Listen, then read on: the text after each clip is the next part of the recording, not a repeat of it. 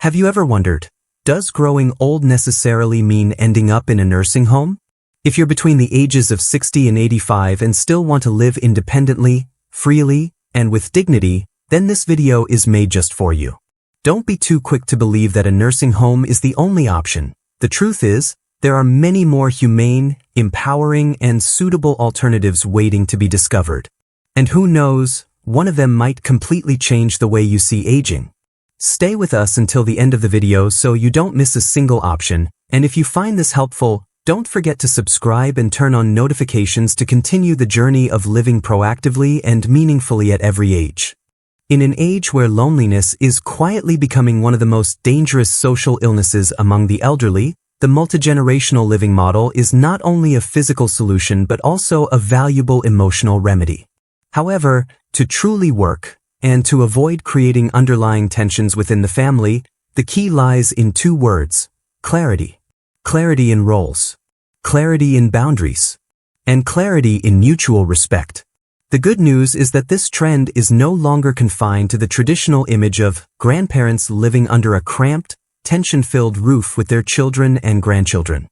The modern multigenerational living model has been redesigned with intelligent flexibility. Homes can be remodeled into separate but adjacent spaces, such as granny flats, private basements, independent backyard units, or even two homes sharing a common yard.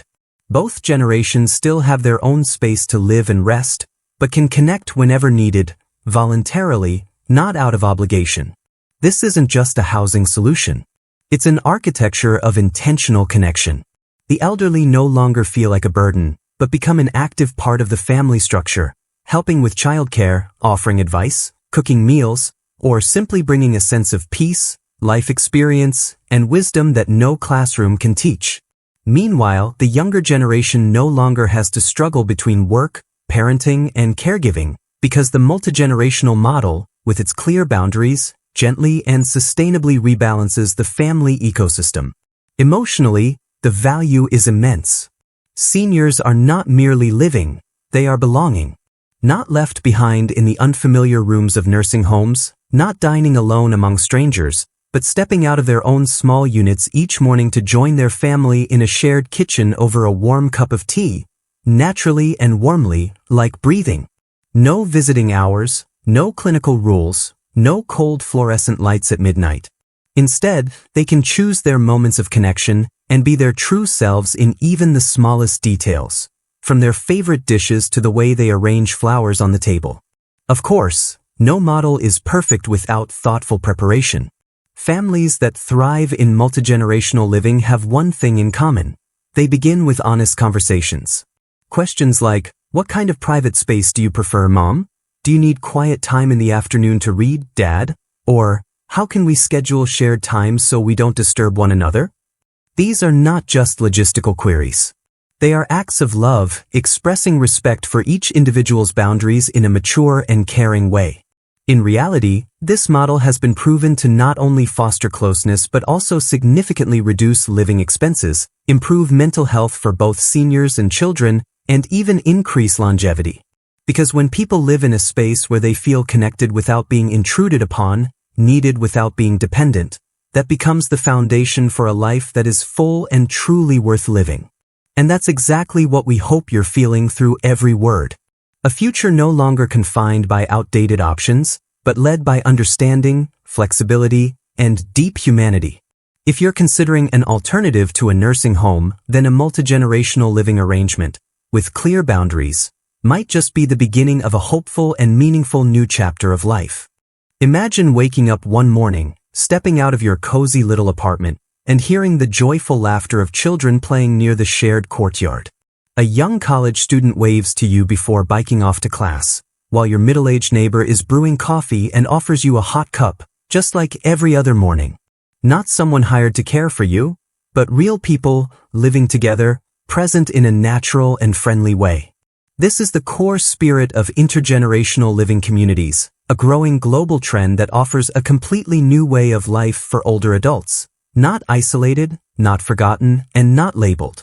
In these special neighborhoods, seniors don't live separated in long, cold corridors filled only with aging bodies. They live among young families, energetic singles, dreamy students, and children growing up. This blend isn't accidental, it's intentional. These communities are designed with shared spaces, communal meals, and activities that encourage everyone to participate in cultural, educational, and mutual care experiences. But the most important part is this: older adults here are not being cared for.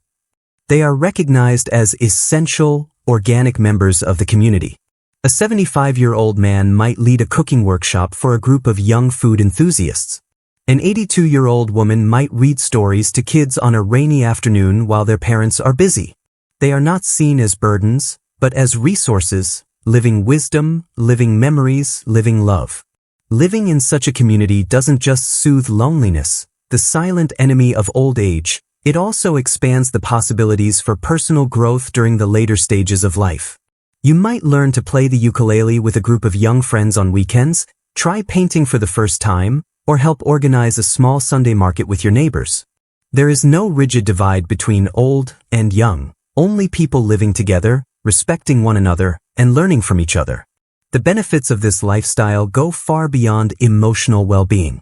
Studies show that seniors in intergenerational communities experience lower rates of depression, maintain better cognitive function, are hospitalized less often, and tend to feel useful for longer than those living alone or in nursing homes. That's because the sense of connection isn't just emotional, it's biological. It affects hormones, immunity, and ultimately life itself. A wonderful example is Hilda, an 80-year-old woman who once felt like a shadow in the same neighborhood she'd lived in for over 40 years. After moving to an intergenerational community, she became the local art teacher for kids and the coordinator of book club gatherings. Her days were no longer a repetitive blur, but a series of meaningful, unexpected interactions. "I don't count the days anymore," she said. "I live each one." Living together doesn't mean giving up privacy. In these communities, everyone still has their own space. A quiet apartment, a small garden, a peaceful hour of the day. But outside that door is a world in motion, one you can step into at any time and feel that you still have a place. No one is left behind. And no one is reduced to a label just because of their age. If you've read this far, perhaps a part of you is wondering, would a place like that be right for me? The answer is yes. Because this isn't a trend for a select group of people. It's a way for us as a society to relearn how to live together. Not the old way, forced and stifling, but a new way, modern, compassionate, and deeply human. Perhaps the greatest miracle of old age doesn't lie in what you have done, but in how you continue to impact the world around you, gently, profoundly, and meaningfully.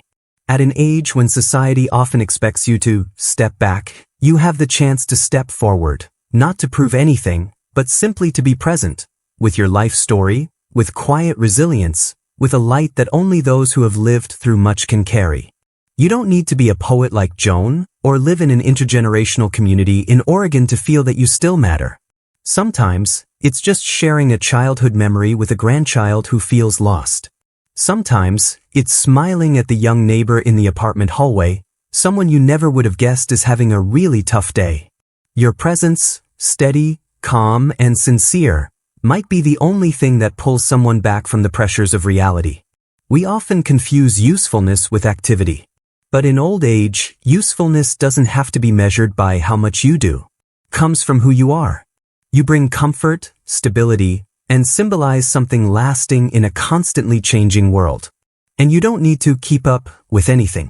Because you, with your wrinkles, your lessons, and even your purposeful silences, are exactly what younger generations long to learn from. Many older adults have chosen a new way of living. Not isolation or withdrawal, but a conscious return to community. They don't choose places filled only with silence and blank white walls. They choose places with laughter, music, the smell of morning coffee, and the sound of children running through the garden. They choose to live, truly live, within a society that craves guidance through experience rather than speed. An 82-year-old man once said, "I don't want to be an old person that others just take care of. I want to be needed." That statement is a reminder that the need to connect, to be recognized, and to be respected never disappears with age. it only becomes more nuanced. You don't need others to do everything for you. You need them to do things with you, to talk with you, to live with you. The reality is that new living models, from intergenerational communities, co-housing, to happy villages, are all proving one thing: old age is not the end. It is a new chapter where you don't have to do everything, but can still mean everything to someone. Whether as a mentor, a companion, or simply a listener, your role has never been more essential than it is now. And if you've read this far, perhaps deep inside you feel it too. The sense that life is far from over. That there are still things you can share, smiles you can bring, connections you can spark. No one else can do it the way you do, because no one else has walked your journey. So instead of asking, what else can I do? Ask, who else can I connect with? Because the answer to mental health, to deep fulfillment, isn't found in pills or the latest technology. It lies in the simple touches between people. A phone call, a hug, a shared meal, and sometimes just a look long enough for someone to feel, I am seen. I am not invisible.